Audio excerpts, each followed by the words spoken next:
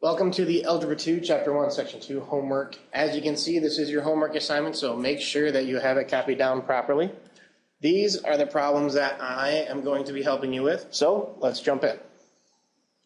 Evaluating powers, problem number 4. All they want you to do here is simply evaluate. So again, what does the word evaluate really mean? Well, it means that we're going to get out a number. So we're looking at 2 cubed here. And all we're going to have to do is figure out, first of all, what's the base and what's the power. So what is our base? 2. And what's our power? 3. So that means that we're going to have 3 pieces, and each piece is going to be a 2. So we have 3 2's. And they're going to be multiplied together because that's what a power is. So what's 2 times 2 times 2? That's 8. And we're done.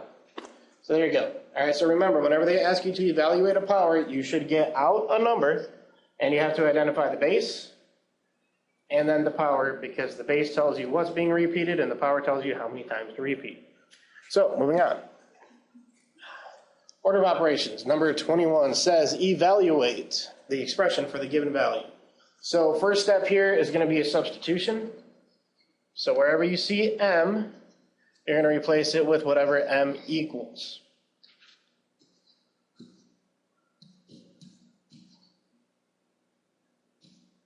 And remember, whenever you substitute, always use parentheses. Okay, so now it's time for our order of operations, which is our PEMDAS. Okay, so first things first is parentheses. Do we have parentheses? Yes, we do. We have parentheses right here. So this is where we're looking first, and we're going to ignore everything else. So it is not going to get touched.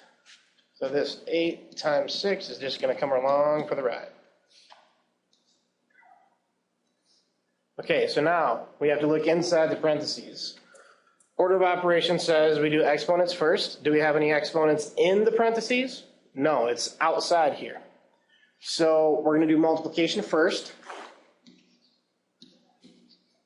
And then we're going to do, well, we don't have any division, we don't have any addition, so we're going to do the subtraction.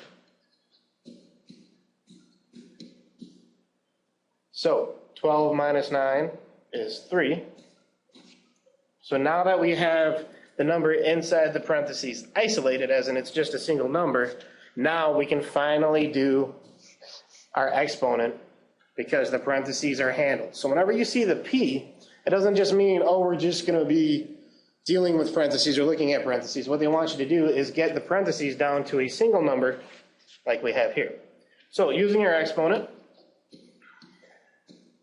we have 3 to the 3rd power, which means that we're going to have 3 times 3 times 3, which is 27. Very good. Exponent's done. Next up is multiplication. Do we have anything being multiplied? Yes, we do. We have 8 times 6, which 6 times 8 is 48. Okay, so we're done with multiplication. We don't have any division. We have addition. So 48 plus 27 is going to be 75. And that is your final answer. Okay, so your steps are going to be to substitute, like we did here, the value they give us from right here into our statement every time we see the variable.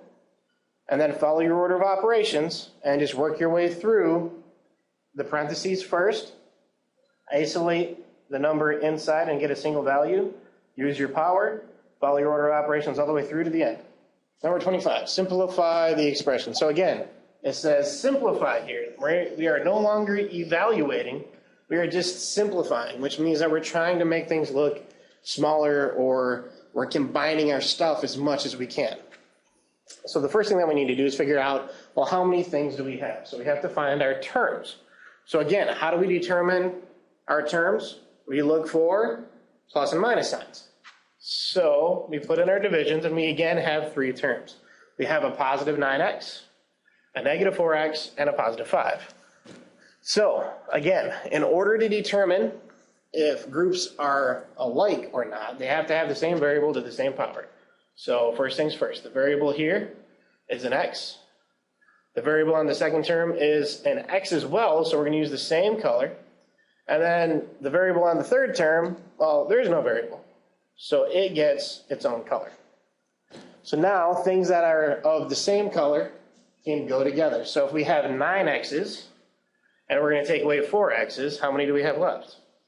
That's right, we have 5 x's. Now, do we have anything to group over here with the constant? No, we don't.